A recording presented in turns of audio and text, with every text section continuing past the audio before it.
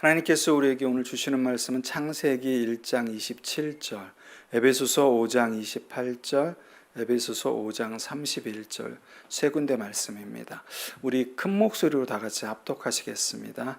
하나님이 자기 형상 곧 하나님의 형상대로 사람을 창조하시되 남자와 여자를 창조하시고, 에베소서 5장 28절 말씀, 이와 같이 남편들도 자기 아내 사랑하기를 자기 자신과 같이 할지니 자기 아내를 사랑하는 자는 자기를 사랑하는 것이라. 에베소서 5장 31절. 그러므로 사람이 부모를 떠나 그의 아내와 합하여 그 둘이 한 육체가 될지니. 이 시간도 우리 하나님 말씀 받기 전에 잠시 기도했으면 좋겠습니다. 아버지 하나님, 이 시간도 하나님 말씀 받기 전에 잠시 기도합니다. 우리들에게 필요한 말씀을 주시고, 아버지 하나님, 그 말씀이 나의 생각과 고집과 아버지 하나님 나의 교만을 낮추는 생명의 말씀이 될 수 있도록 이 시간 우리에게 역사하여 주시옵소서라고 우리 잠시 기도하고 말씀 받겠습니다. 주여 아버지 하나님, 이 시간 가운데서 하나님께서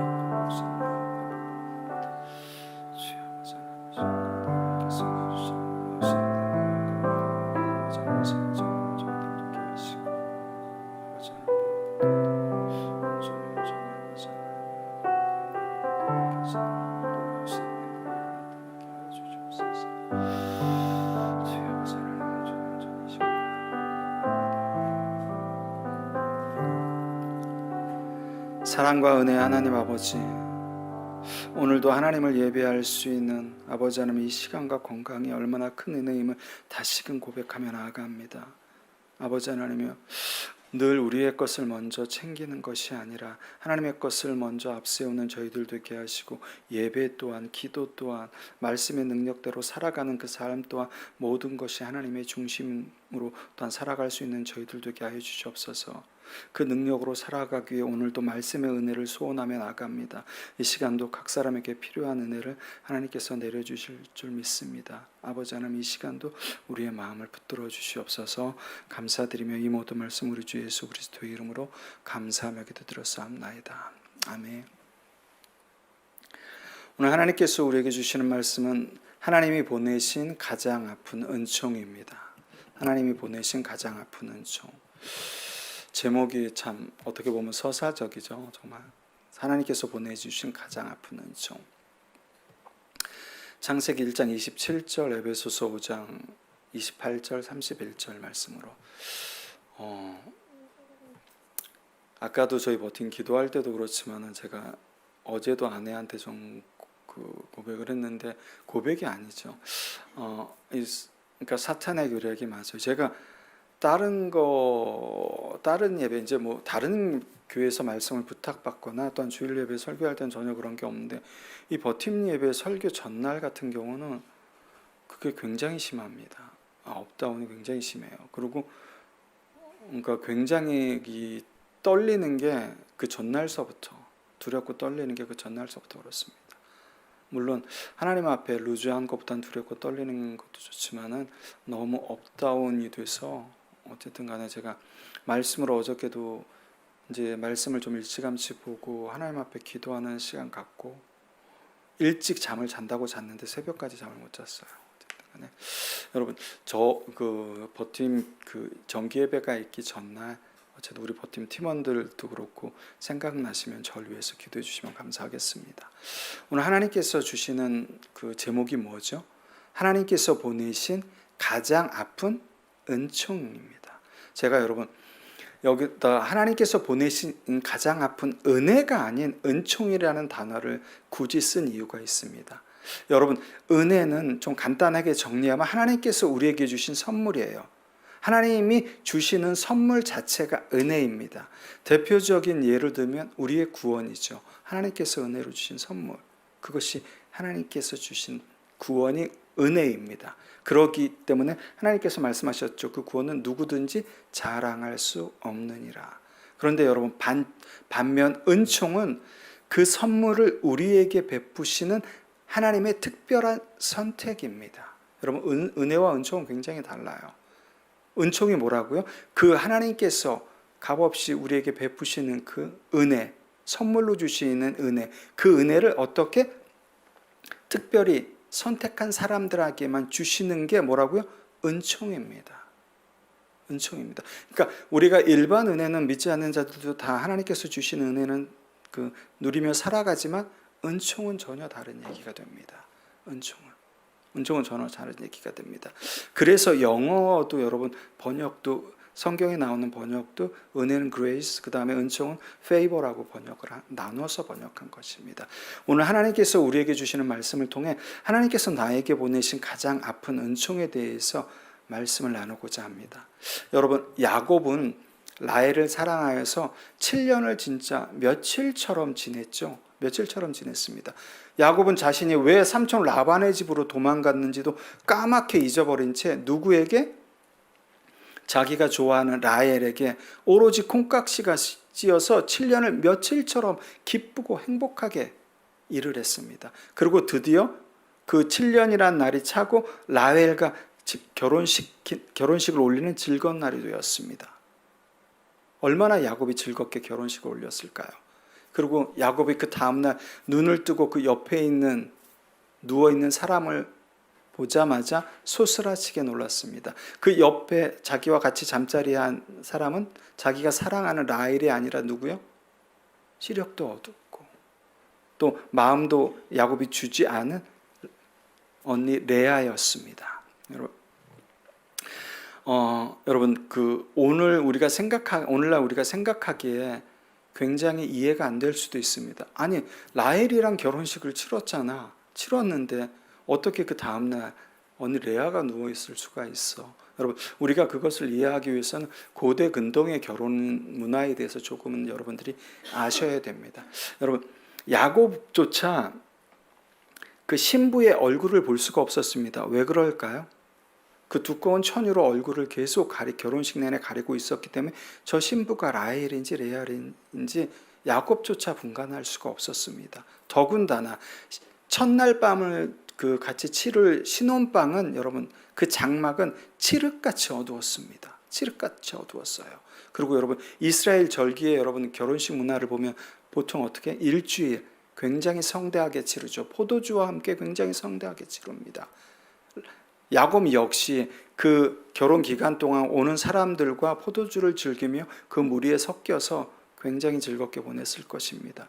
약간 취하기도 했겠죠. 이런 여러 가지 여러분 이유들로 인하여서 야곱은 레아의 얼굴을, 레아의 모습을 쉽게 알아보기 힘들었을 것입니다.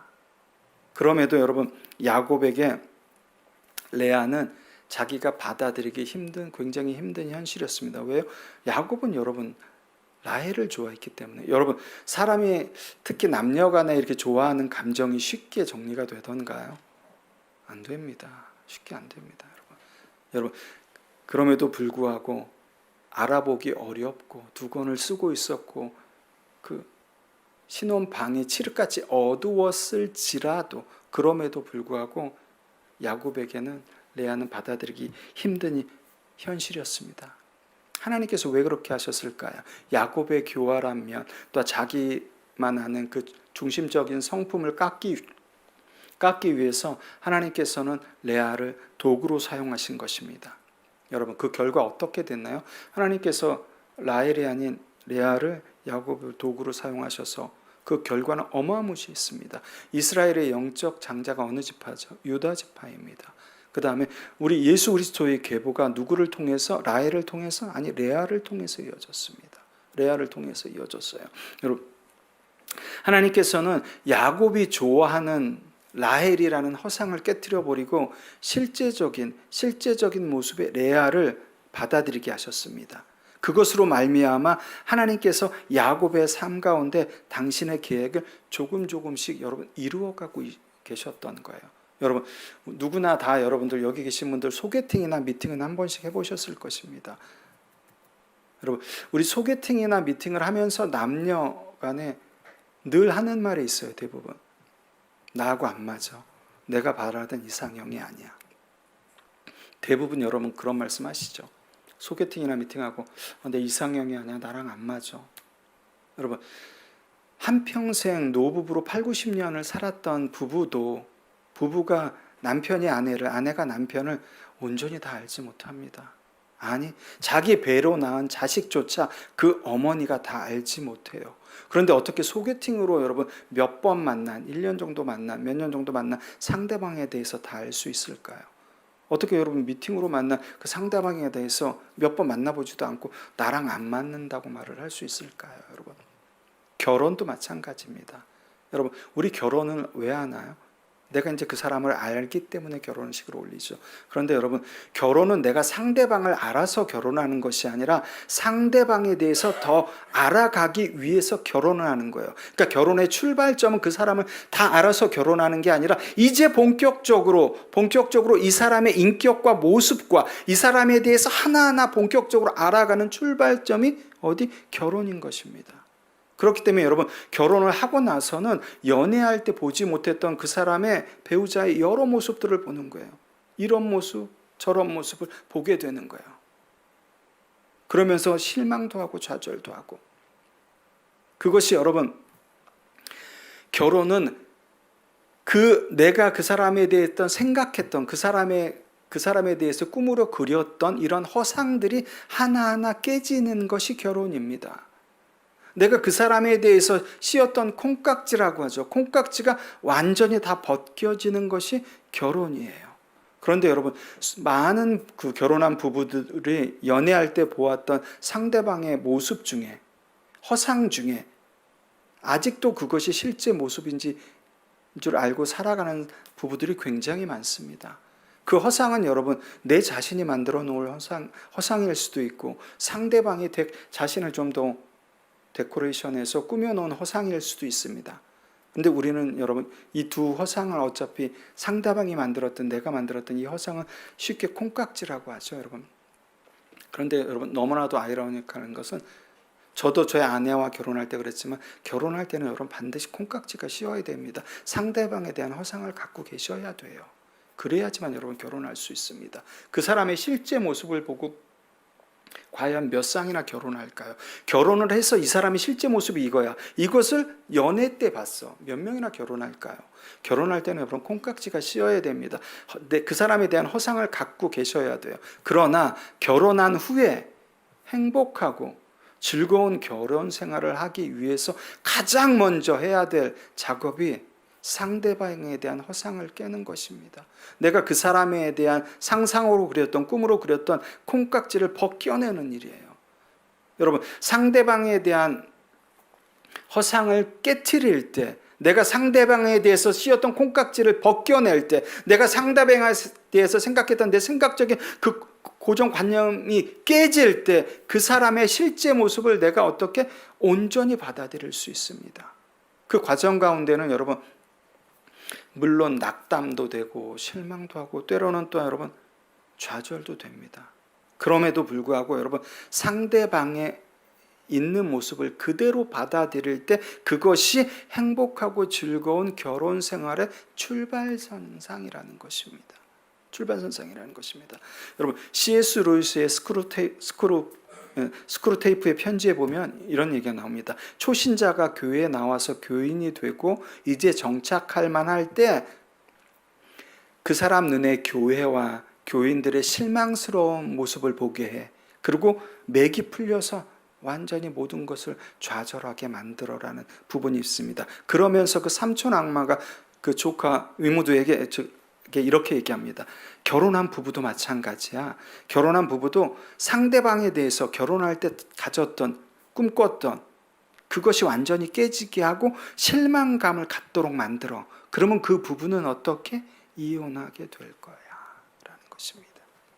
여러분, 결혼한 후에 여러분, 우리가 상대방에 대해서 배우자의 실제 모습을 하나하나 발견해 나갈 때 당연히 여러분 실망하죠.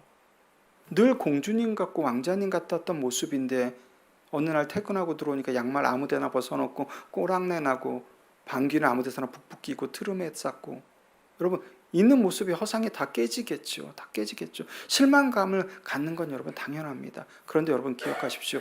그 하나님께서 맺으신 그 배우자와 결혼해서 내가 평생을 그 실망감을 안고 평생을 살아갈 건지, 아니면 하나님의 말씀 가운데서 그 배우자의 있는 모습이 아니라 나한테 허락해 주신 그 배우자의 모습이 어떤 모습인지를 그 말씀을 붙들고 기쁘게 살아갈 건지, 그 결과는 전혀 땅판입니다.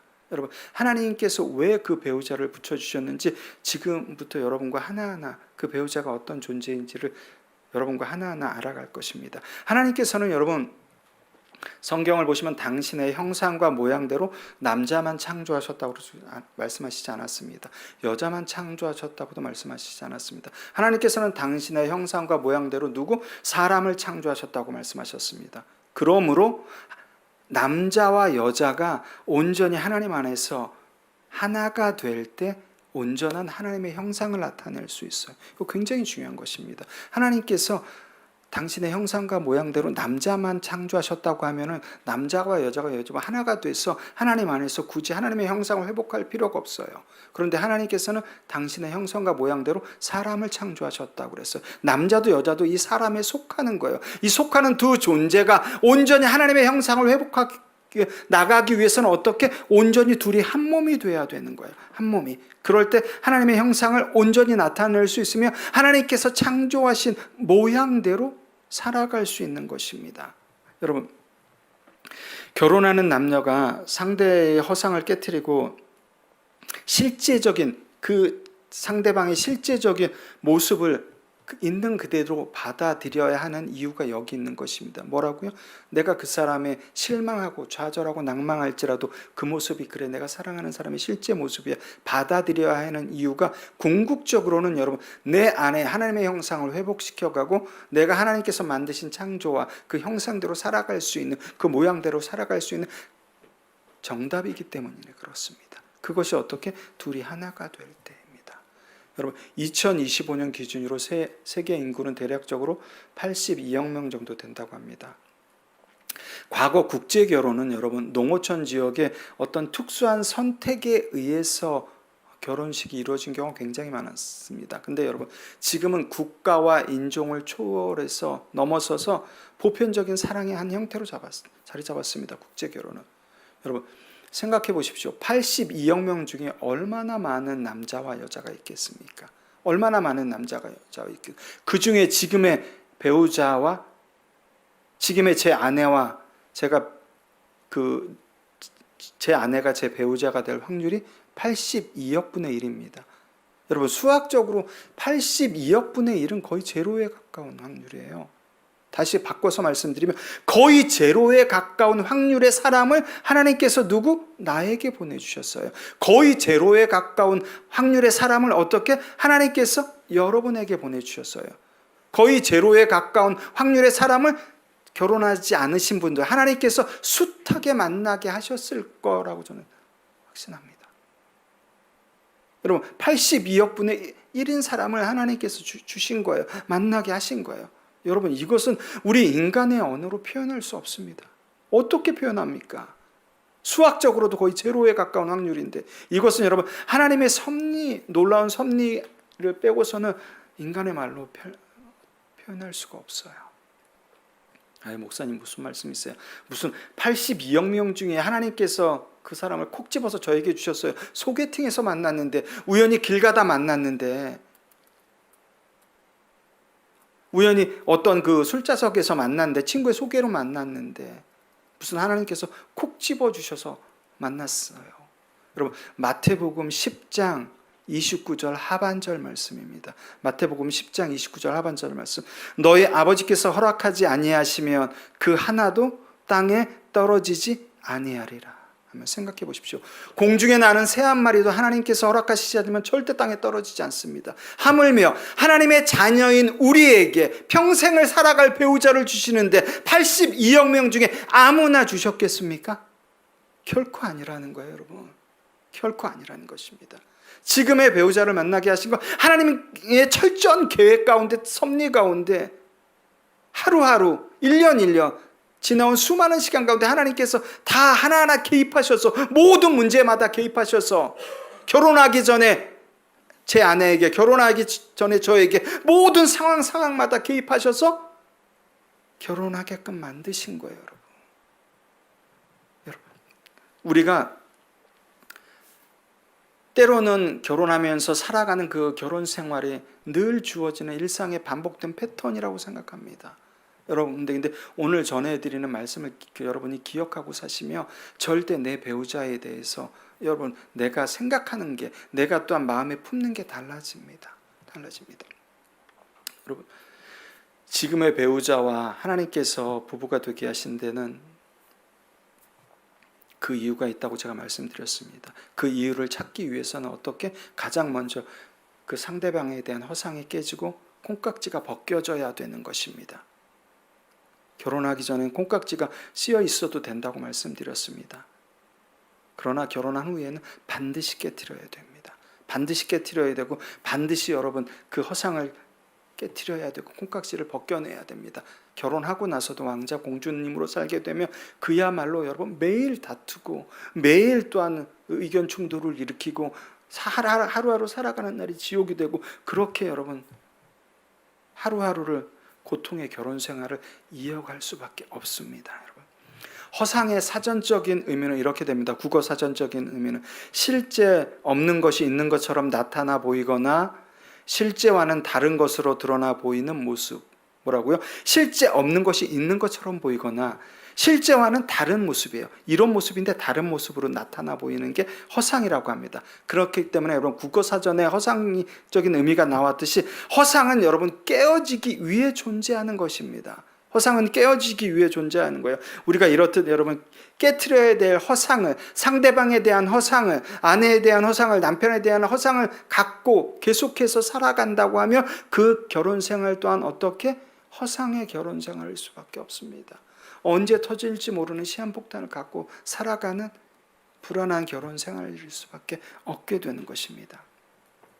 여러분, 하나님께서 지금의 배우자와 부부가 되게 하신 이유가 바로 이것입니다. 내 배우자를 통해서 나에 대한 배우자의 허상을 깨트리기 위해서,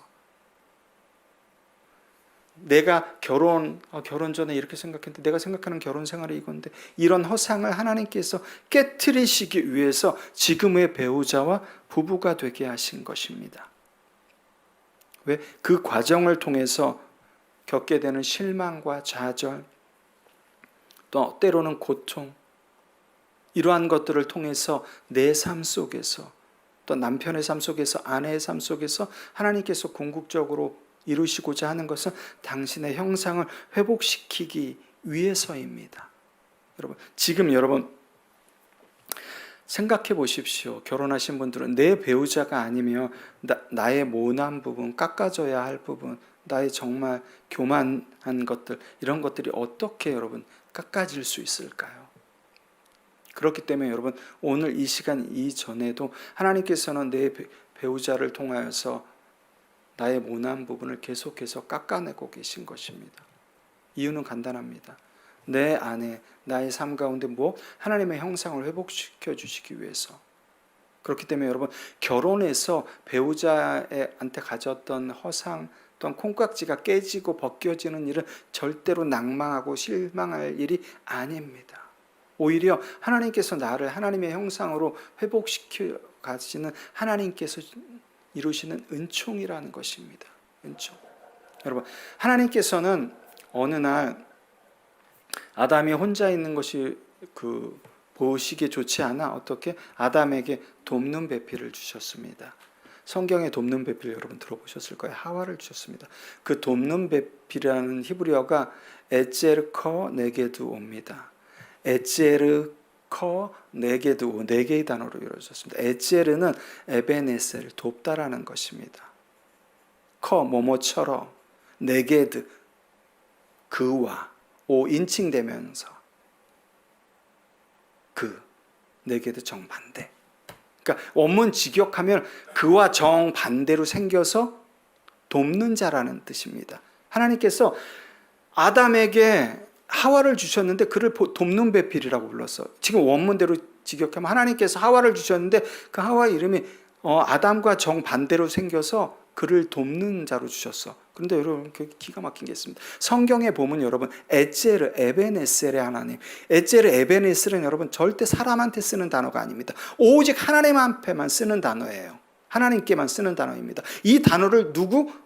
아담에게 맞는 배필을 돕는 배필 하와를 주실 때 쓰셨어요. 이 얘기는 뭐냐면 여러분 하나님께서 여자를 남자에게 주신 것은 여러분 그냥 단순한 집안일 가정일을 도우라고 주신 것이 아니라 여러분 여자를 하나님과 같은 절대적인 존재로 남자에게 주신 것입니다. 이거 굉장히 중요한 것입니다. 하나님께서 여자를 남자에게 어떤 존재로? 하나님과 같은 절대적인 존재로. 근데 어떤 때 남자를 도와? 남자가 절체절명의 순간에 빠졌을 때 그를 정반대해서 절대절체의 순간에 그를 도울 자로 누굴 주셨어요? 여자를 주신 것입니다. 이 에제르컨에게도 돕는 배필이라는 게 여러분 결코 우리가 그냥 돕는 배필 집안일 돕고 돈 벌어다 주고 그런 일이 절대 아닙니다. 남자가 살아가다 보면 절체절명의 어떤 위기 상황이 있습니다. 그때 어떻게 하나님처럼 남자를 도울 수 있고 세울 수 있는 존재, 그 가정을 세울 수 있는 존재도 그러고 보면 궁극적으로 여자죠. 존재로 하나님께서 그 아담에게 주신 것입니다. 여러분 원로원 세력이 부패하고 타락으로 물들었을 때 몰락하기 직전에 여러분 로마 공화정을 종식시키고 로마 제국의 기틀을 마련한 사람이 율리우스 카이사르죠. 카이사르. 유명한 일화가 있죠. 카이사르가 전쟁에 나갔다 들어와서 어느 날 이제 아침에 카이사르 아내가 그렇게 얘기합니다. 여보, 내가 어저께 꿈을 꾸었는데 당신이 굉장히 비참하게 죽는 꿈을 꾸었어. 그러니까 오늘은 원로원에 안 나갔으면 좋겠어. 라고 카이사르 아내가 카이사르에게 얘기합니다. 카이사르는 여전히 평소 때처럼 그냥 아내의 말을 한 귀로 듣고 한 귀로 흘렸습니다. 그리고 공화정에 나갔습니다. 어떻게 됐죠? 자기를 따르는 또는 자기를 좋아하는 사람들의 칼에 찔려서 무참하게 죽고 말았습니다. 생각해 보십시오, 여러분. 율리우스 카이사르가 살았으며 로마 제국이 더 번성해갖고 로마 또한 이 시대가 어떻게 바뀌었을지 모릅니다. 카이사르의 아내는 그 순간 누구? 카이사르에게 절체절명의 순간에 어떻게 하나님처럼 그를 돕는 자로 얘기를 하는 거예요. 그런데 그 카이사르는 어떻게 됐어요? 한 귀를 듣고 한 귀로 흘렸습니다. 그 결과는 비참한 죽음입니다. 비참한 죽음을 맞이했어요. 여러분 저도 마찬가지입니다. 아내가 저에게 하는 얘기가 있습니다. 살아가면서 24시간, 1년, 2년, 10년, 20년, 30년 살아가다 보면 늘 하는 얘기가 잔소리처럼 들립니다. 그런데 여러분 늘 잔소리처럼 듣더라도 여러분이 기준이 있어야 돼요. 아내는 하나님께서 절체절명의 순간에 나를 돕는 자로 주셨지 라는 생각을 여러분 가끔 가다가는 하셔야 되는 거예요. 가끔 가다가는 하셔야 됩니다. 그럴 때 어느 순간 여러분이 위험에 처했을 때 어떤 상황에 처했을 때 그 상황을 모면할 수 있고 이겨낼 수 있는 거예요. 저부터라도 여러분 이 설교를 준비하면서 아내랑도 얘기를 했습니다.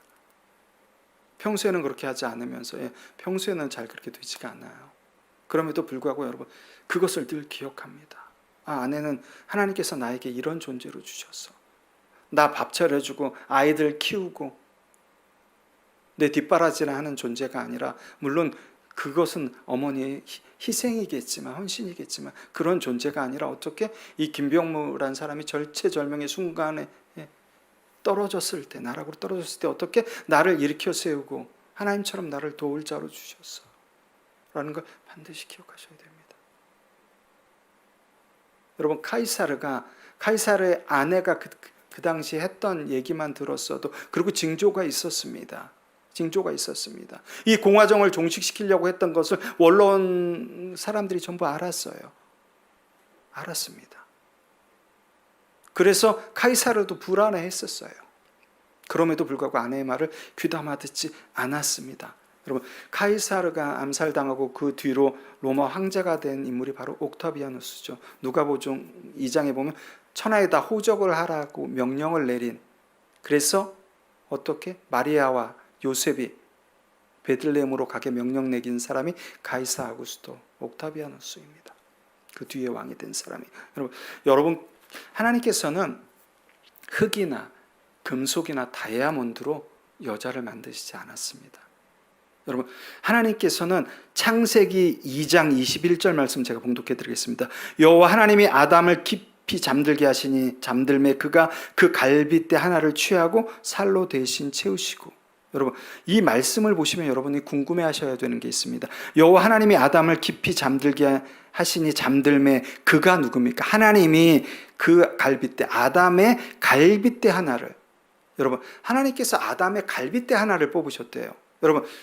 여러분과 제가 갈빗대가 몇 개인가요? 갈빗대는 하나입니다, 여러분. 우리 심장을 감싸는 갈빗대 좌우로 갈비뼈가 연결되어 있고 이 갈빗대는 하나예요, 여러분.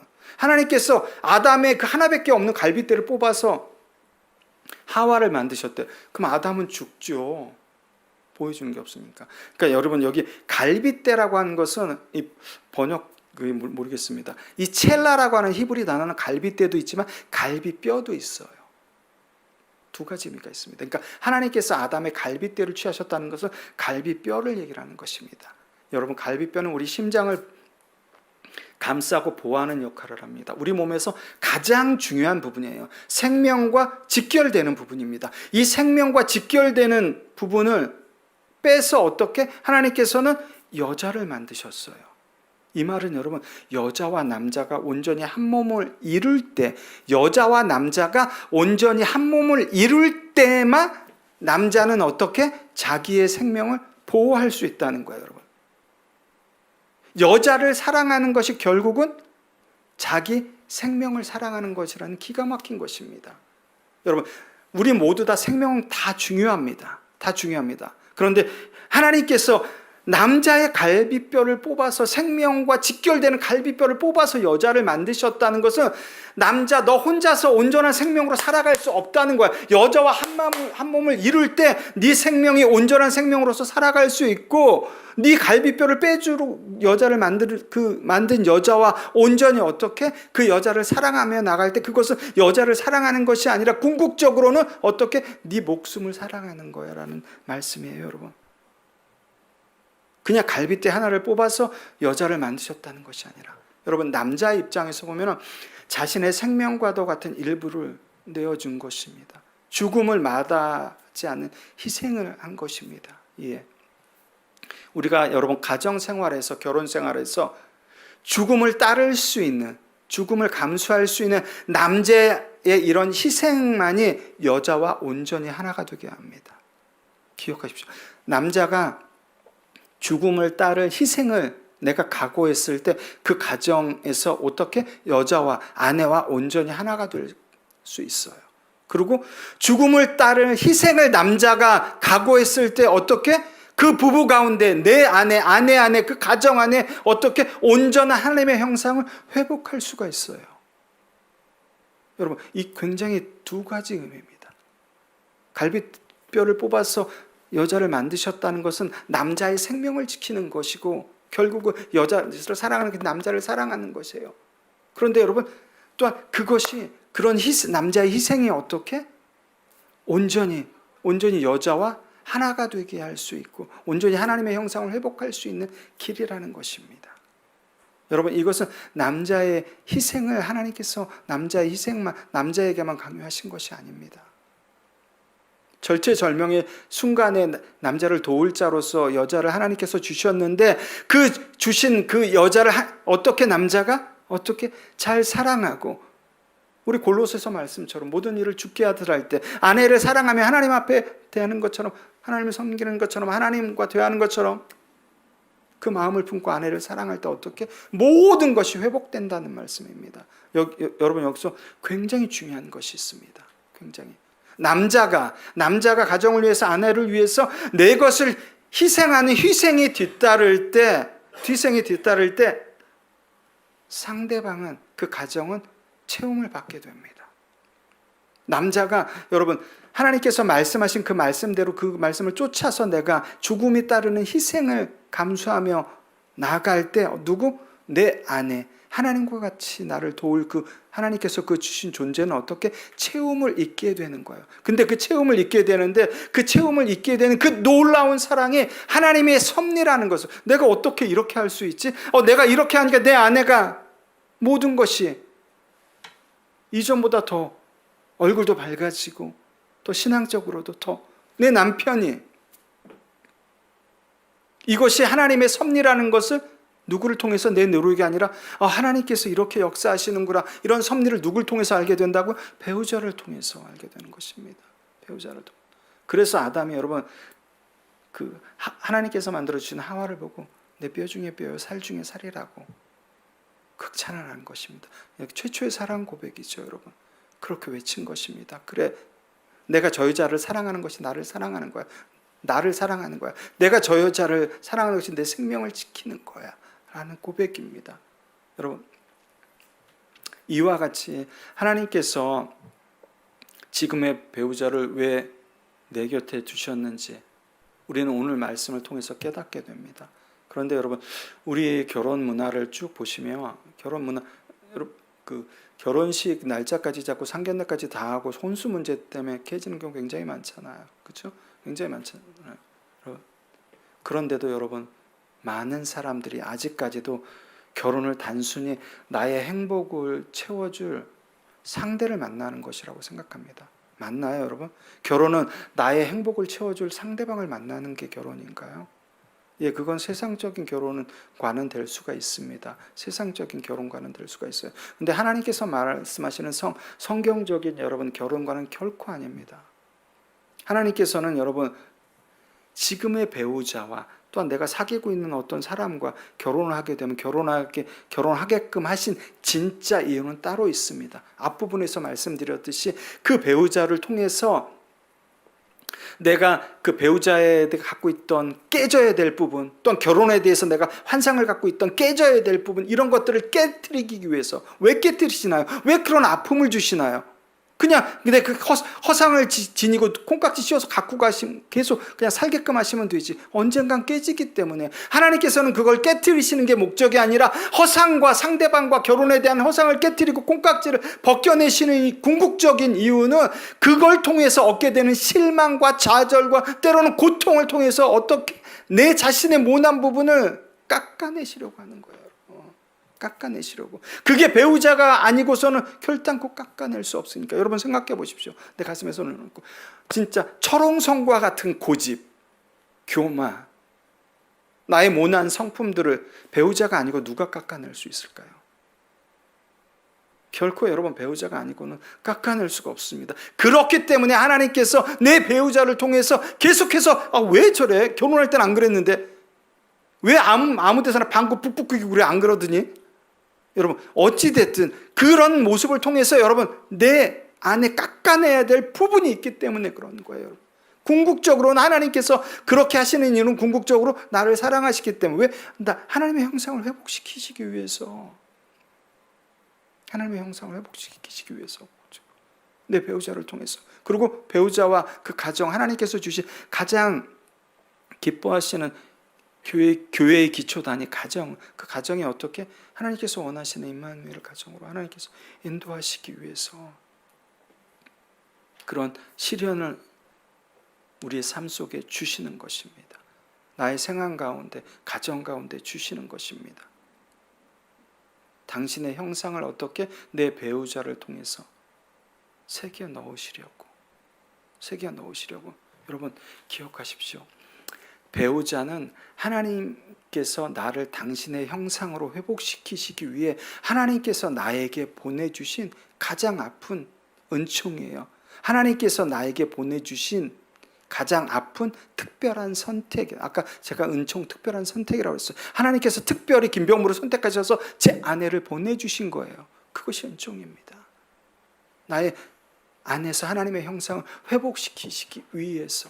여러분 그렇기 때문에 오늘 여러분 예배가 끝나면 여러분들한테 간곡히 부탁드리고 싶은 것은 결혼하신 분들, 결혼 안 하신 분들은 이제 그 결혼 안 하신 분들을 이렇게 만나면 몇 번 안 만나서 이렇게 마음에 안 든다는 소리 하지 마시고 하나님 앞에 마음에 안 드시는 사람일수록 저는 결혼 이렇게 하길 권장드립니다. 여러분 어차피 이렇게 톱니바퀴가 물려야지 돌아가는 것입니다.